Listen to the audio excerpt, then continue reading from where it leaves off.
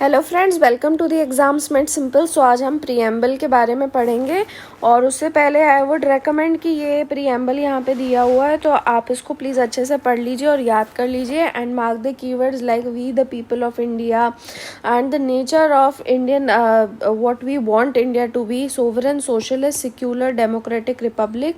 यहाँ पे ये जो 3 वर्ड्स है कन्फ्यूजिंग होते हैं इनका ऑर्डर, तो ये अल्फ़ाबेटिकली उल्टे हैं, ठीक है। अगर आप ये याद रखोगे ना SOV then SOC and then SEC तो आपको ये याद रहेगा। And the values which have been discussed in preamble JLEF that is justice, liberty, equality and fraternity. Justice जो रहेगा वो सितंबर में मिलेगा। SEP that is social, economic and political, और लिबर्टी जो है it would be of TEFO that is thought, expression, belief, this is belief, faith and worship, and equality of status and opportunity। और fraternity जो है वो है एक तो इंडिविजुअल की और एक है नेशन में। तो यहाँ पे इंडिविजुअल को डिग्निटी अश्योर करनी है और नेशन में यूनिटी एंड इंटीग्रिटी। ओके, सो ये है। उसके बाद में फिर कॉन्स्टिट्यूएंट असेंबली में इसको अडॉप्ट किया गया था। कौन सी डेट को? 26 नवंबर 1949। ओके, यू कैन अच्छे से इसको ना प्रीएम्बल को रट लो in fact. Okay, so do hereby adopt, enact and give to ourselves this constitution. Okay, AEG, fine. अब आगे आते हैं तो प्रीएम्बल क्या है? It is the summary of constitution. इसका इंस्पिरेशन कहाँ से लिया गया है? From the history of India, खासकर फ्रीडम स्ट्रगल से और कंटेम्प्ररी पॉलिटिकल सिस्टम से। एंड एम क्या है? नेशन को इंटीग्रेट करना। और इसको बनाया किससे गया है? तो ये याद रखिएगा कि इसको ऑब्जेक्टिव रेजोल्यूशन जो कि किसने इंट्रोड्यूस किया था? जवाहरलाल नेहरू ने। उससे इसको प्रीएम्बल को डेवलप किया गया। ओके, अब इसका इम्पोर्टेंस देख लेते हैं। तो सबसे पहली बात तो ये सोर्स ऑफ पावर बताता है। जैसे पहला लाइन ही जो थी वो थी we the people of India, तो उसमें पावर कहाँ से आ रहा है? लोगों से आ रहा है। लेजिटिमेसी लोगों की है, अथॉरिटी लोगों की है, ठीक है, नेशन के लोगों की। और कॉन्स्टिट्यूशन जो है वो कोई एक हैंड आउट नहीं है जो कि मतलब किसी फॉरेन पावर, किसी आउटसाइड पावर ने दिया है। We the people are giving it to ourself. It is enacted by the people of India. Okay, nature मैंने आपको बता दिया, इसमें नेचर की बात की गई है। नेशन का कैसा होना चाहिए? Sovereign, social, secular, democratic, republic. और ऑब्जेक्टिव्स कौन से हैं? JLEF that is justice, liberty, equality and fraternity. And it is a reflection of the Indian constitution. जो पूरा कॉन्स्टिट्यूशन बताता है उसी का रिफ्लेक्शन है। And one more important thing about preamble कि it is not enforceable in any court of law. Also, it is neither the source nor prohibition of power of legislature। तो legislature को ना तो ये सोर्स ऑफ पावर है उसका और ना ही उसके पावर को ये प्रोहिबिट कर सकता है। And neither it is enforceable in any court of law। it is not enforceable। okay, आगे देखते हैं। अब हम यहाँ पे कुछ टर्म्स डिस्कस कर लेते हैं। तो रिमेंबर, जो नेचर अगर पूछा जाए इंडियन कॉन्स्टिट्यूशन का तो it is defined by 5 words: sovereign, social, secular, democratic, Republic. एक एक को देख लेते हैं। What sovereign means? तो सोवरेन का मतलब होता है सुप्रीम या फिर इंडिपेंडेंट। तो हम हर तरीके से सोवरेन है, externally as well as internally. Externally कैसे? We are free from any foreign control. And internally कैसे? Because we have a free government और लोग जो है वो डायरेक्टली इलेक्ट करते हैं अपनी गवर्नमेंट को। ऑल्सो रिमेंबर वन थिंग कि sovereignty is a part of the basic structure, कि मतलब इसको अमेंड नहीं किया जा सकता है। And another thing about sovereignty is कि दो India is a member of Commonwealth and United Nations but it does not limit it's sovereignty, ठीक है। तो उसके ऊपर कोई भी लिमिटेशन नहीं है। सेकेंड है सोशलिस्ट। तो सोशलिस्ट जो वर्ड है इसको 42nd कॉन्स्टिट्यूशनल अमेंडमेंट एक्ट जो कि 1976 में आया था, इससे इंट्रोड्यूस किया गया था। एंड सोशलिस्ट जो है उसमें दो टर्म्स आते हैं, एक तो सोशल इक्वालिटी और दूसरा इकोनॉमिक इक्वालिटी। तो इकोनॉमिक इक्वालिटी कैसे है कि by constituting India into a welfare state, ठीक है।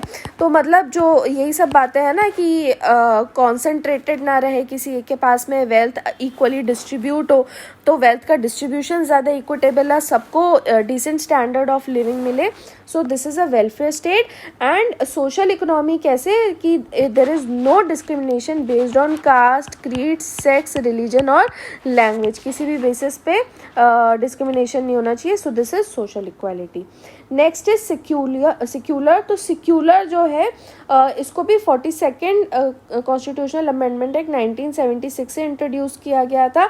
And what it means that there is equality of all religions plus there is religious tolerance. Okay, this is as per preamble और constitution, जो हमारे मतलब thinker जो उस time पे जिन्होंने ये सब बनाया था उनकी थिंकिंग जो थी। Okay, this is not the reality, you all know this very well. Okay, अब वेस्ट में जो है कंसेप्ट वो है कि स्टेट जो है it is separate from religion, but in India हमारा सिक्युलर जो डेफिनेशन है वो क्या है, that state respects all religions and there is no special provision.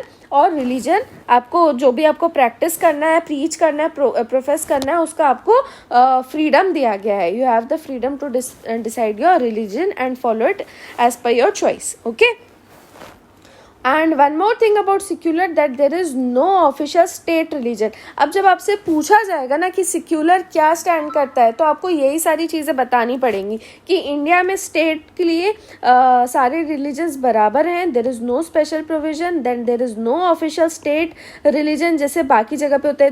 That some countries an Islamic country, कोई क्रिश्चियन कंट्री, कोई जूइश कंट्री है, तो हमारा कोई भी ऑफिशियल स्टेट रिलीजन नहीं है।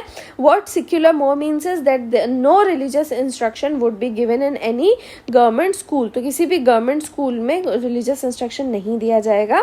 और एसआर बोमाई केस जो हुआ था, आप मुझे बता सकते हैं कौन से ईयर में हुआ था? You can tell me the year. Okay, तो इसमें सुप्रीम कोर्ट ने कहा था that secular nature of the country is also a part of the basic structure, therefore it can not be amended. Next is democratic.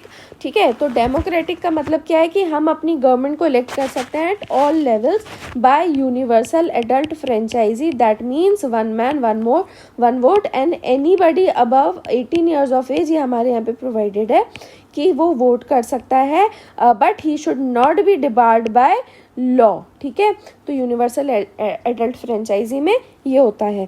So there is right to vote irrespective of your caste, creed, colour, sex, religion, language. ठीक है, mainly यही grounds होते हैं कि आपको discriminate जिन पे नहीं करना होता है, तो उसी बेसिस पे आप राइट टू वोट भी प्रैक्टिस कर सकते हो। एंड डेमोक्रेटिक में मतलब डेमोक्रेसी हर तरीके से है। We have political social democracy and economic democracy. Last nature of the nation should be republic यानी कि क्या, जो post head of the state की, it should be elected directly और indirectly for a fixed tenure.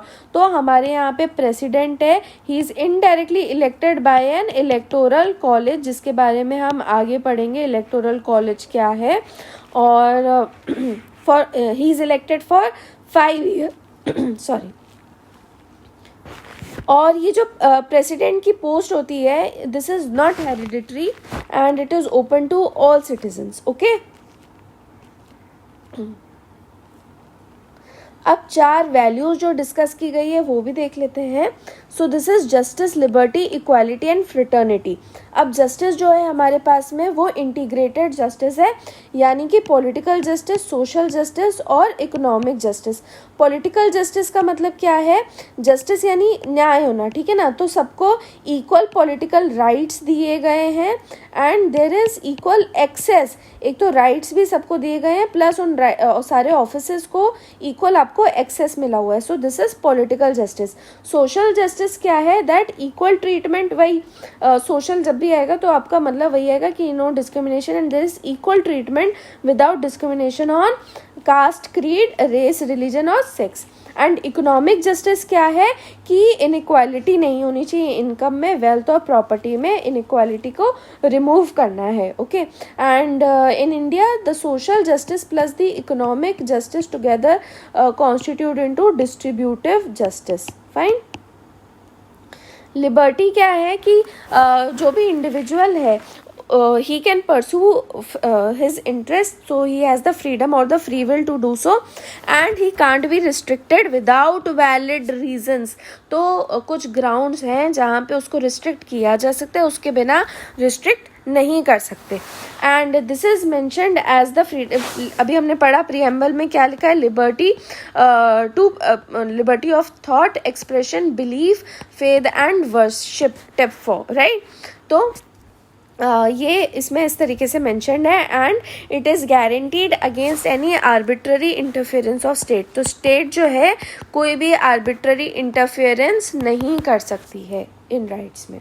सो ये आप देखोगे कि आपके आर्टिकल 19 में दिया हुआ है, right to speak, right to move, ये सारी चीज़ें उसमें मेंशन है. इक्वालिटी की बात करें तो equality says that there should be equal treatment irrespective of status and there should not be any discrimination based on same caste, creed, race, sex वगैरह पे.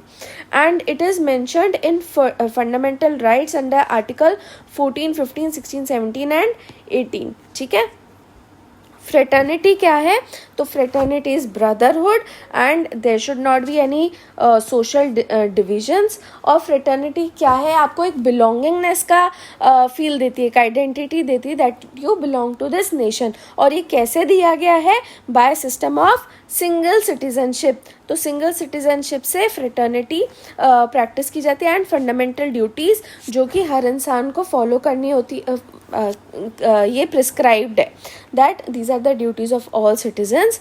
एंड उसमें भी ये हारमनी और ब्रदरहुड की बात की गई है. ओके. एंड प्रीएम्बल में क्या लिखा हुआ है, फ्रेटर्निटी को कैसे मेंशन किया हुआ है, that dignity of the individual should be insured and also the unity and integrity of the nation. अब इसमें जो ये इंटीग्रिटी वर्ड है इसको भी 42nd अमेंडमेंट एक्ट से ही जोड़ा गया है. Okay. Now preamble is a part of the constitution. How can you say so? ये तो पहली बात याद रखना कि कॉन्स्टिट्यूशन का पार्ट है या नहीं है, तो ये पार्ट है. एंड क्यों है ये पार्ट, क्योंकि ये लीगल इंटरप्रिटेशन में पहली बात तो हेल्प करता है. जो बाकी आर्टिकल्स हैं उनको समझने के लिए, उनको इंटरप्रेट करने के लिए प्रीएम्बल जो है वो हमारा बेसिक ऑब्जेक्टिव बताता है, what do we want the nation to be. तो उससे आप इंटरप्रेट कर सकते हो. And it declares the basic type of government, जैसे हमने बताया democratic, republic and sovereign, socialist, secular. Policy sort क्या होनी चाहिए इसको भी डिक्लेयर कर देता है. And constitution's date of adoption is mentioned in the preamble. तो ये एक इंपॉर्टेंट चीज़ है कि कॉन्स्टिट्यूशन क्या है, it is a legal doctrine. और कोई भी लीगल डॉक्ट्रिन होता है तो उसमें एक उसका प्रीफेस पार्ट होता है या फिर इंट्रोडक्टरी पार्ट होता है जिसमें उसका डेट ऑफ अडॉप्शन की बात की होती है. और ये किस में की हुई है, कॉन्स्टिट्यूशन के केस में. So constitution is the legal doctrine and इसका प्रीफेस पार्ट कौन सा है आपका, ये है preamble. Okay. So hence it is the part of constitution. अब सुप्रीम कोर्ट की बात करें कुछ केसेस की, तो Berubari Union advisory opinions case आया था 1960 में. इसने सबसे पहले कहा था that preamble is not a part of the constitution.